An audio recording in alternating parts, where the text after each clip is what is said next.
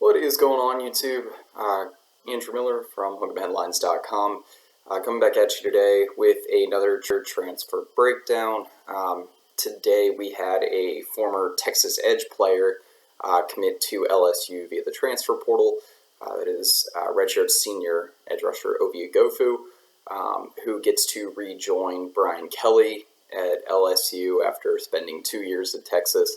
Oghoufo initially had spent 3 years at Notre Dame under Brian Kelly before entering the transfer portal following the 2020 season. So going to dive into a little bit of what Oghoufo did at Texas, what he brings to the table, and just from my understanding of LSU's defense under Matt House, what the type of impact that Ovie Oghoufo can make on that defensive front. So Oghoufo, I guess I'll start here. Oghoufo has 1 year of eligibility remaining. I do know that when he initially entered the portal, I believe that was like around a week ago, that I was actually kind of surprised that he still had any eligibility left. I personally didn't know that he did. And I think that surprised a lot of Texas fans as well. But, he ultimately was someone that played a ton of defensive snaps for Texas in the last 2 seasons. I believe there was only 2 players on the Texas defense that played more snaps than Oghoufo since the start of 2020 or since the start of the 2021 campaign. And he didn't really improve a ton year over year at Texas, but I thought he was more consistent this past season than the year prior. That makes sense, getting in the system, getting in year 2 under Pete Kwiatkowski. I thought some of the biggest developments in his game, one, he just was a little bit more productive rushing the passer. Ended up with around 2 sacks this season. So in terms of sack numbers, he didn't get home a ton, but he ended up with 3 dozen quarterback pressures, which I believe is a career high for him. So he was collapsing the pocket a lot more often than he did during the 2021 season. And then also, I thought the biggest development in his game this year was his ability to set the edge and kind of provide a more consistent presence on the edge as a run stopper. He only missed like 4% of his tackles in run defense, which is a career best for him. He was also the highest graded highest graded defender in run stopping situations among Texas edge players and outside linebackers. So I thought those were some pretty notable developments in his game. There were still some of the usual Ovie Oghoufo downsides that you got from him at Notre Dame or Texas in the last 2 years that resurfaced this past season. One thing being, and the most common thing I think for him, is overrunning or just taking poor angles when approaching tackles in the open field, and also in the pass rush. That's the main thing, is whether he's swimming or trying to get a spin move to the outside, whatever that is, it feels like he ends up overrunning the quarterback a lot and kind of ended up like forming a circle around the pocket. He did get a little bit better with his inside moves, I think, this year. And there were some games that really stuck out. TCU, I thought, was one of his better games from just a physicality and productiveness perspective. Texas Tech, he actually played pretty well. He ended up with something in the ballpark of 5 or 6 quarterback pressures in that game and was pretty steady in run defense outside of some plays that I think the entire Texas defensive front wants back from that Tech game against some mobile quarterback in Donovan Smith. And then I thought there were a couple other ones he was pretty good against, like Oklahoma State and UTSA. Washington, he played pretty well. Like I said, from a consistency perspective, Oghoufo was definitely more reliable than he was last season, or I guess in 2021. So I think that's something just a positive for any LSU fans that might be watching this video. And just in general, I think one of the biggest things that I saw from Ovie this year was the ability to kind of play well off of the interior defensive linemen and form more of a cohesive pass rush. Texas was one of the teams that, or was one of the most effective pass rushing teams in the Power 5 this year, just from the perspective of generating pressure on opposing quarterbacks. Getting home still was an issue. Didn't have a lot of edge players that could clean that up. But again, in terms of containing the pocket and kind of playing that symbiotic football that you would like to see from the interior defensive linemen from those three techs in the middle, along with, in Texas's case, the jack and the buck end players, being able to collapse the pocket, make opposing quarterbacks uncomfortable. Again, from that perspective, I thought Oghoufo looked just in sync more with some of his teammates on the line. In terms of how he fits at LSU, my understanding of that defense, what he can bring to the table. So, for one thing, I know that LSU has lost a lot of players to the portal, I believe 14 or 15 since the portal window opened. I say that, and given a lot of teams' roster turnovers that had a first-year head coach, that's actually probably not that much attrition.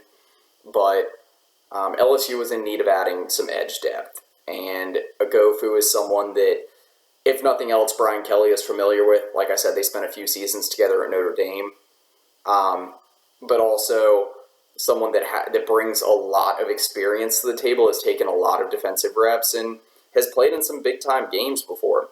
Another game that I thought he played pretty well in for Texas was the Alabama game, and that was huge. That was not the first time I don't believe that was the first time that Oghoufo has faced Alabama. Correct me if I'm wrong there, but anyway, he's probably not going to be expected to compete for a starting job right away at LSU, but again, a good depth guy that brings some experience to the table, because a lot of the new additions for LSU among edge players are just like high school blue chips in the 2023 class. I know Deshaun Womack, that's the one that I'm most familiar with. Covered Jackson Howard a little bit during his recruitment, but Womack looks like the guy in terms of what LSU signed in their 2023 class among the edge players. I would hope so, because he is the only 5-star. The other addition, by my understanding, for LSU is former Oregon edge Braden Swinson.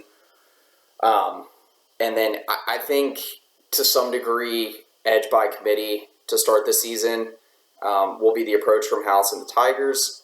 LSU is losing a big piece at their edge rusher spot along the defensive front with B.J. Ojulari. I believe he's headed to the NFL. He was their most productive edge player last season, and I don't know if there's anyone that sticks out right away that's going to be able to, kind of take that role and be a spark plug for the defensive front.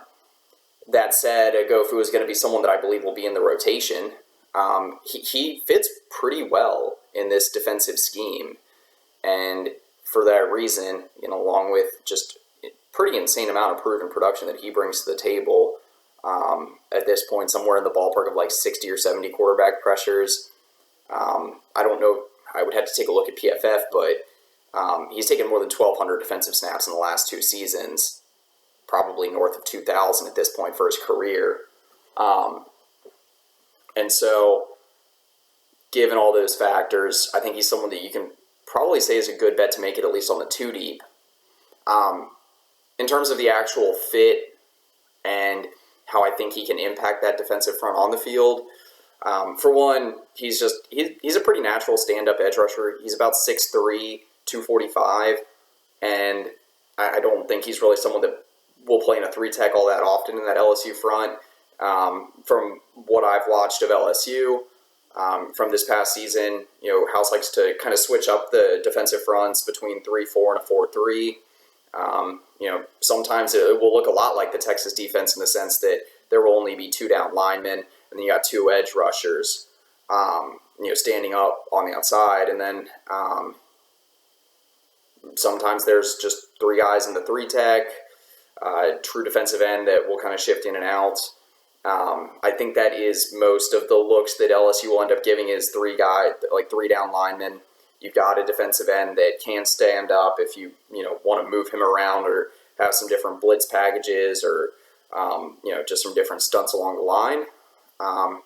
Oghoufo's is just probably not going to be that defensive end. He just isn't that size that you would want in the SEC at that position. But that kind of jack end position that House likes to have coming off the edge, opposite of the true defensive end at times when LSU is playing 3 down linemen. I think that's going to be a natural fit for Oghoufo, because that's a lot of the positional reps that he's taken at Texas, and then also at different points in his 3 years at Notre Dame.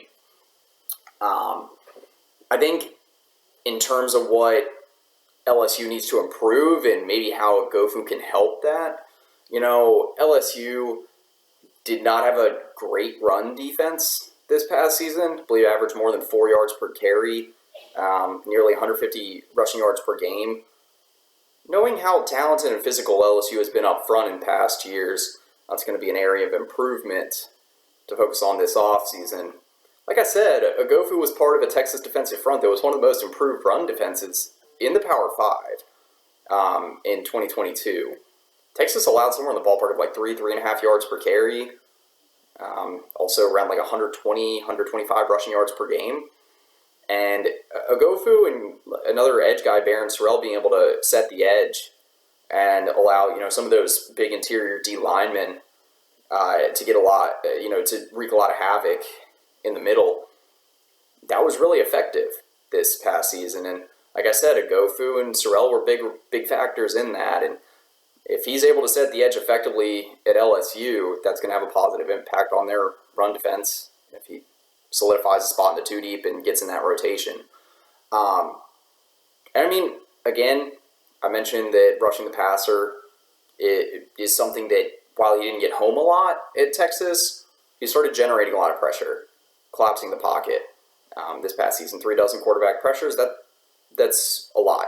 And even though Texas did generate a lot of pressure on the quarterback without getting a ton of sacks, LSU is probably going to be looking to take a next step in their pass rush. They were kind of middle of the road in the Power 5 in terms of sack percentage. It was around 6.5. I believe that put them at 55th in the FBS in 2022. And so while you lose a guy like Ojulari that was one of your most productive pass rushers, having a multitude of guys that either have experience or just flat-out talent. Again, they got 3 blue-chip edge rushers coming in the 2023 class, and now have added 2 portal guys from solid Power 5 programs. So, I think all in all, like for what LSU is losing along the defensive front, Kelly and House have done a nice job replenishing some of that depth.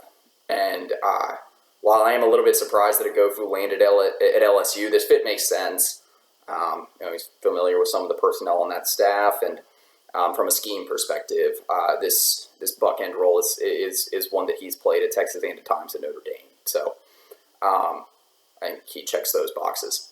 Anyway, I'm going to load some B-roll over this to, give y'all, at this point, if you were sticking with me to this point in the video, you've seen it already, but hope you can get a better idea of his game as I do in kind of all my transfer breakdowns. And, while Texas isn't headed to the SEC next year, I think there's going to be a lot of Texas fans, if they don't already watch LSU, just because it's a big program, they're, probably going to be watching to see what the competition level will be like a couple of years down the road. So there's some intrigue here from the Texas side as well. But anyway, for Andrew Miller, Hook'emHeadlines.com, that's pretty much it.